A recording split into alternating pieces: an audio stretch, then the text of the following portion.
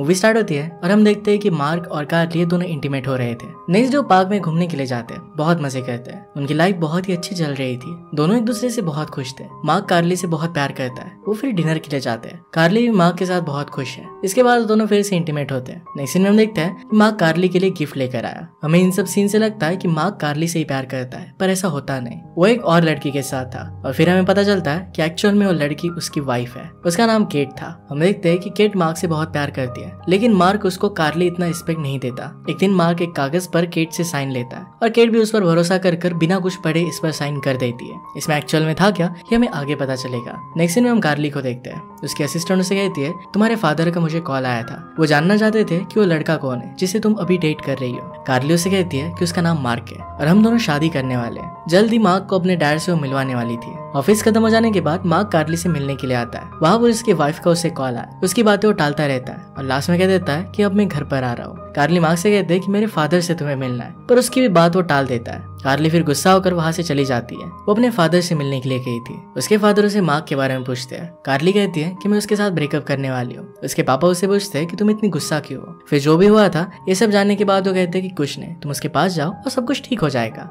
कार्ली को अपने पापा की बातें अच्छी लगती है और फिर वहाँ से चली जाती है। नेक्स्ट डे कार्ली डायरेक्टली मार्क के घर पर पहुंच गई। वो उसकी डोरबेल बजाती है और अंदर से केट बाहर आई। कार्ली उसे मार्क के बारे में पूछती है। केट उसे पूछती है कि एक्चुअल में हुआ क्या है, तुम यहाँ पर ऐसे कैसे। वो बताती है कि वो मार्क की वाइफ है। ये सुनने के बाद कार्ली को काफी शॉक लगता है। उसकी एक हील टूट जाती है। वो डायरेक्टली झाड़ियों में जाकर गिर गई। वो बहुत ही ज्यादा दुखी होकर वहाँ से चली जाती है। यहाँ पर केट को कुछ भी समझ में नहीं आता, पर वो समझ चुकी थी कि कुछ ना कुछ तो गड़बड़ है। नेक्स्ट डे हम देखते हैं कि कार्ली अपने ऑफिस में थी। मार्क ने उसके लिए वहाँ पर फ्लावर्स भिजवाए थे। इन्हें वो डायरेक्टली तोड़ देती है। वो बहुत ही ज्यादा गुस्सा है। लीडा उसके पास आकर पूछती है कि हुआ क्या। कार्ली कहती है कि मार्क मुझे धोखा दे रहा है, उसकी शादी हो चुकी है, मैं किसी और का घर तोड़ना नहीं चाहती। इसके बाद धीरे धीरे कार्ली अपने काम में बिजी हो जाती है। एक दिन केट कार्ली से बात करने के लिए खुद उसके ऑफिस में आ गई। केट कहती है कि मार्क के फोन रिकॉर्ड की वजह से मुझे यहाँ का एड्रेस मिला। वो तुमसे बहुत बार कॉल पर बात करता है। मुझे मार्क पर शक हो गया था क्योंकि मेरे बिल्कुल भी वो क्लोज नहीं आता। अब क्या तुम मुझे बताओगी कि आखिर में हुआ क्या है। कार्ली उसे सब कुछ सच सच बता देती है। वो कहती है कि मैं और मार्क रिलेशनशिप में, मार्क ने मुझे तुम्हारे बारे में कुछ भी बताया नहीं था। केट को फिर इस बात से बहुत बुरा लगता है और उसे पैनिक अटैक आने लग गया। वो सही से ब्रीथ नहीं कर पाती।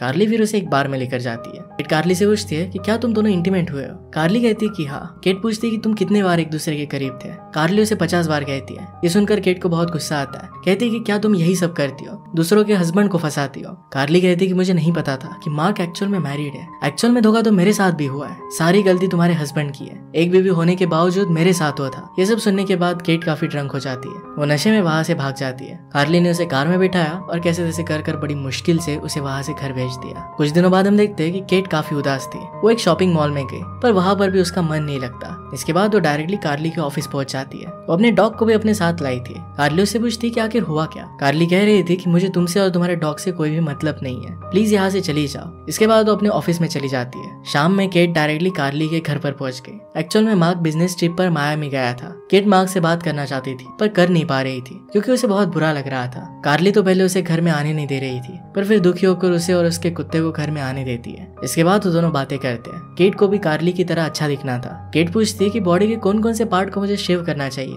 कार्ली गुस्से में कहती है कि सब कुछ शेव कर लो। इन्हीं सब बातों के बीच में कार्ली को मार्क का कॉल आता है। फिर से केट को बहुत बुरा लगा क्योंकि मार्क ने अभी तक उसे कॉल किया नहीं था। कार्ली फिर उसे ड्रिंक ऑफर करती है। दोनों ड्रंक हो गए और एक दूसरे के साथ बहुत सारी बातें करती है। इसके बाद उन दोनों में अच्छी दोस्ती हो गई। दोनों मिलकर मार्क को बहुत सारी गालियां देती है। दोनों भी के पागल जैसी हो गई। वो ढेर सारे कपड़े बदलती है। वो दोनों पूरे घर को तहस नहस कर देते हैं। नशे में बहुत एंजॉय कर रहे थे। इसके बाद वो डांस वगैरह कर सो जाते हैं। नेक्स्ट डे मॉर्निंग में डॉग उन्हें उठाता है। कार्ली उससे पूछती है कि डॉग ऐसा क्यों कर रहा है। कुछ बोलने से पहले डॉग ने वहाँ पर पॉटी कर दी थी। इसके बाद कार्ली केट को टैक्सी तक पहुंचा देती है। अगले दिन भी कार्ली केट को कॉल करती है और अपने घर पर उसे बुलाती है। कार्ली जैसे ही घर पर पहुंची तो उसने देखा कि केट ने पूरे घर में तोड़फोड़ कर दिया था। केट कहती है कि मुझे बहुत गुस्सा आया था और मैंने सब कुछ फेंक दिया। इसी बीच केट अपने ब्रदर को भी बुलाती है ताकि उसे अकेलापन ना लगे। कुछ दिनों बाद मार्क बिजनेस ट्रिप से वापस आ जाता है। वो केट के करीब आने लग गया। उसे वो किस करता है और कहता है कि डिनर के बाद हम आगे का कुछ करेंगे। वो फिर डिनर पर आते हैं और वहाँ पर केट कार्ली को कॉल करती है। उससे पूछती है कि मार्क को मैं खुश कैसे करूं। कार्ली इस बात से बहुत गुस्सा हो गई थी। कहती कि तुम दोनों भाड़ में जाओ, मुझे तुम दोनों से कुछ भी फर्क नहीं पड़ता। डिनर करने के बाद फिर मार्क और केट दोनों घर पर आए। वो दोनों एक दूसरे को किस कर रहे थे, तभी केट को याद आता है कि वो शेव करना भूल गई है। वो जब बाथरूम में थी तब मार्क को किसी लड़की का कॉल आता है। उससे वो बात करने लगता है। इसी बीच पीछे से केट आ गई। मार्क इस तरीके से प्रिटेंड करता है कि किसी आदमी के साथ वो बात कर रहा है। अब केट समझ चुकी थी कि मार्क अब भी किसी और लड़की के साथ अफेयर कर रहा है। उसके सामने इस तरीके से प्रिटेंड करती है जैसे उसे कुछ भी पता नहीं चला। आज रात उसके साथ वो कुछ भी नहीं करती और डायरेक्टली सो जाती है। नेक्स्ट डे हम देखते हैं कि केट का ब्रदर और केट घर में पेंट कर रहे थे। तभी केट का बिहेवियर अचानक से बिगड़ने लग जाता है। उसके ब्रदर के साथ उसका झगड़ा हो जाता है। बिना बात के केट रोने लग गई। ब्रदर उससे कहता है कि मुझे सच सच बताओ कि एक्चुअल में हुआ क्या है। केट फिर मार्क के बारे में उसे सब कुछ बता देती है, कैसे वो कार्ली के साथ रिलेशनशिप में था और कल रात कोई और लड़की के साथ वो बात कर रहा था। ये सब सुनकर केट के ब्रदर को बहुत बुरा लगता है। वो कहता है कि मैंने शादी से पहले ही तुमसे कहा था कोई एक अच्छा लड़का नहीं है। वो कहता है कि तुम्हें कार्ली से बात करनी चाहिए। केट को लग रहा था कि कल रात जिस लड़की का मार्क को कॉल आया था वो कार्ली थी। इसके बारे में जाकर वो कार्ली से बात करती है। कार्ली ने कहा कि हफ्तों से हम दोनों में कोई भी कांटेक्ट नहीं है, पर कल रात तो मैंने उसे कॉल नहीं किया था। फिर केट कहती है कि वो लड़की कौन थी जिसके साथ मार्क बात कर रहा था। अब दोनों को पता चल चुका था कि मार्क दोनों के साथ चीट कर रहा है। अब वो किसी दूसरी लड़की के साथ है। उन्हें लगता है कि अब उन्हें मार्क पर नजर रखनी चाहिए। दोनों मिलकर उस पर नजर रखने लग जाते हैं। एक दिन मार्क बिजनेस ट्रिप पर जा रहा था। केट को लगा कि मार्क किसी और के साथ जा रहा है। वो फिर कार्ली को मैसेज कर बता देती है कि मार्क घर से निकल चुका है। कार्ली फिर कार लेकर वहां पर आ जाती है। केट, उसका डॉग और कार्ली ये तीनों मिलकर उसका पीछा करने लग गए। मार्क एक रिसोर्ट के अंदर गया। जैसे ही कार्ली और केट घर के अंदर जाते हैं वो झाड़ियों में से नीचे गिर जाते हैं। इसके बाद वो वहां से चले गए। वहां से केट के ब्रदर का घर पास में था। वो फिर मार्क के बारे में पता लगाने का प्लान बनाते हैं। यहाँ पर हम देख सकते हैं कार्ली और केट के ब्रदर उन दोनों को एक दूसरे पर क्रश हो जाता है। तभी वहां पर केट आ गई और कहती कि हमें बीच के पास चलना चाहिए। वहां पर वो देखते हैं कि मार्क एक लड़की को किस कर रहा था। उस लड़की का नाम एम्बर है। एम्बर को देखकर केट और कार्ली को काफी जेलस फील होता है क्योंकि एम्बर बहुत ही अट्रैक्टिव थी। उसे देखने के बाद कार्ली एम्बर के पीछे दौड़ने लगती है। पीछे से आकर उसे केट पकड़ लेती है। उन दोनों को देखकर एम्बर वहां पर आके उनसे पूछती है कि आखिर में हुआ क्या। वो तीनों बैठकर फिर बात करते हैं। एम्बर को सारी सिचुएशन समझा देते हैं। एम्बर पहले तो उन्हें सॉरी कहती है। तीनों काफी देर तक बात करते हैं और इसके बाद एम्बर भी उनके साथ मिल जाती है। इसके बाद कार्ली और केट एक घर के पास निकले। केट के ब्रदर को सब कुछ बता देते हैं। शाम को उन्होंने एम्बर को घर पर बुला लिया। यहाँ पर हम देख सकते हैं कि कार्ली और केट का ब्रदर वो दोनों एक दूसरे के करीब आ रहे थे। सब लोग अच्छे फ्रेंड्स बन जाते हैं और बहुत एंजॉय करते हैं। अगली सुबह ब्रेकफास्ट पर तीनों मिलकर प्लान बनाते हैं। इसका नाम था मिशन रिवेंज। इसमें वो तीनों मिलकर मार्क की जिंदगी को खराब करने वाले थे। इसके बाद हम देखते हैं कि केट मार्क के ड्रिंक में कुछ ऐसा मिलाती है जिससे उसके प्राइवेट पार्ट अच्छे से काम ना करे। इसके बाद केट ने मार्क का टूथपेस्ट लिया। इसे वो अपने डॉग से चटवाती है। इसके बाद उसे वो कमोड में डाल देती है। इसके बाद फिर से उसकी जगह पर उसने उसे रख दिया। मार्क की चीजों में शैम्पू था तो शैम्पू की जगह पर उसने हेयर रिमूवल क्रीम डाल दी। इसके बाद हम देखते हैं कि मार्क कार्ली से मिलने के लिए जाता है। उसे फिर एक कॉल आया। जब वो कॉल अटेंड कर रहा था तभी उसके ड्रिंक में वो कुछ मिला देती है। इसे मार्क ने आराम से पी लिया। थोड़ी देर बाद मार्क के पेट में खराबी होने लग जाती है। एक्चुअल में वो दस्त की मेडिसिन थी। मार्क फिर घंटों होटल के टॉयलेट में बिताता है। उसका पेट बहुत ही ज्यादा खराब हो गया था। उसने अपने पैंट को भी खराब कर दिया था तो होटल स्टाफ से वो मांगता है। रात में अपने घर पर गया। ये सब देखकर केट बहुत खुश हो जाती है। इसके बाद अगले दिन मार्क एम्बर से मिलने के लिए जाता है। उसे कहती है कि मेरी फ्रेंड को तुम बहुत पसंद आए हो और तुम्हारे साथ वो इंटीमेट होना चाहती है। मार्क फिर एक्साइटेड हो जाता है। जब मार्क एम्बर के फ्रेंड को देखता है तो लड़की कम लड़की की तरह ही ज्यादा लग रही थी।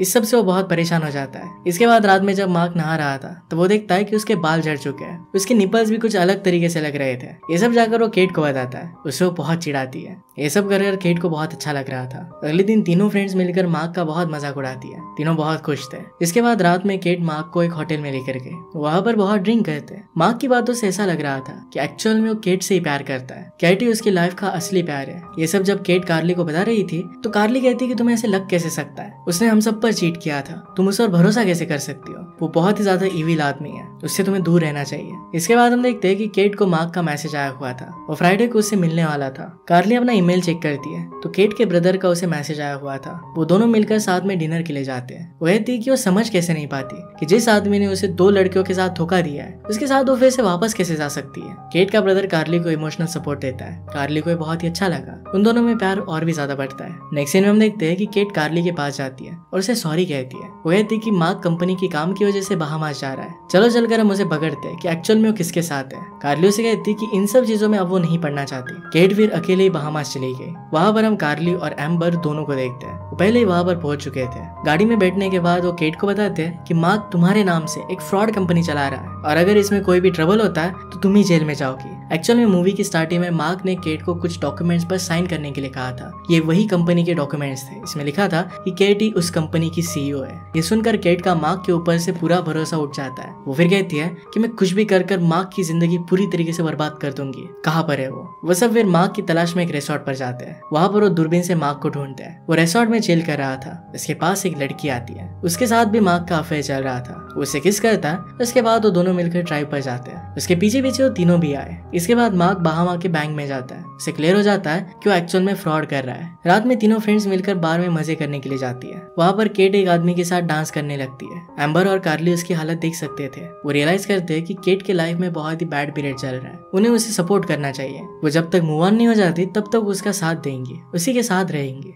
अगले मॉर्निंग केट समुद्र के किनारे पर थी। वहाँ पर अपनी एंगेजमेंट रिंग निकाल कर पानी में फेंक देती है। ऐसा करते हुए कार्ली और एम्बर ने उसे देख लिया था। वो लोग उसके लिए बहुत खुश थे। अब केट फाइनली अपनी लाइफ में मूव ऑन कर रही थी। वो फिर मार्क के बारे में सोचने लग गई कि एक परफेक्ट बदला कैसे होगा। वो सोचती है कि मार्क के पास पैसा और खूबसूरती दोनों है। उन्हें लगता है कि मार्क को गरीब कर दिया जाए। वो तीनों फिर उस बैंक में पहुंच गए जहाँ पर मार्क गया था।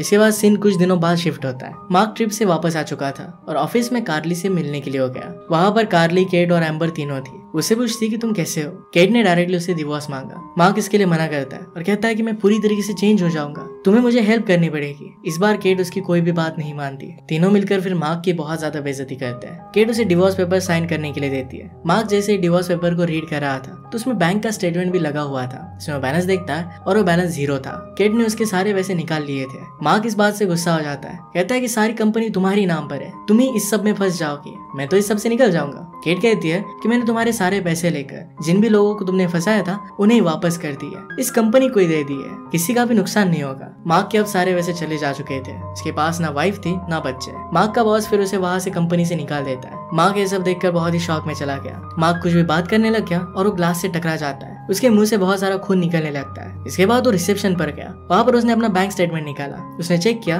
तो कंफर्म हो जाता है कि उसके अकाउंट में अब 0 रुपीज है। वो तीनों उस पर बहुत ज्यादा गुस्सा हो जाती है और फिर से वो ग्लास से टकरा जाता है। उसे बहुत ज्यादा चोट आती है। जैसे वो वहाँ से बाहर आता है तो उसकी गाड़ी भी टो हो गई थी। अब उसके पास गाड़ी छुड़वाने के भी पैसे नहीं थे। अब एंड में कार्ली के फादर मार्क के पास आते हैं और उसे जोर से गुस्सा मारते हैं। इसके बाद मार्क वहीं पर नीचे गिर जाता है। इसके बाद हम कुछ दिनों बाद का सीन देखते हैं। इसमें केट, कार्ली, एम्बर काफी अच्छे दोस्तों की तरह रह रहे थे। अब केट मार्क की कंपनी में सीईओ है। उसे अब किसी की भी जरूरत नहीं थी। वो खुद की लाइफ खुद हैंडल कर सकती थी। फिर हम कार्ली को देखते हैं जो केट के ब्रदर के साथ रिलेशनशिप में थी और वो दोनों काफी खुश थे।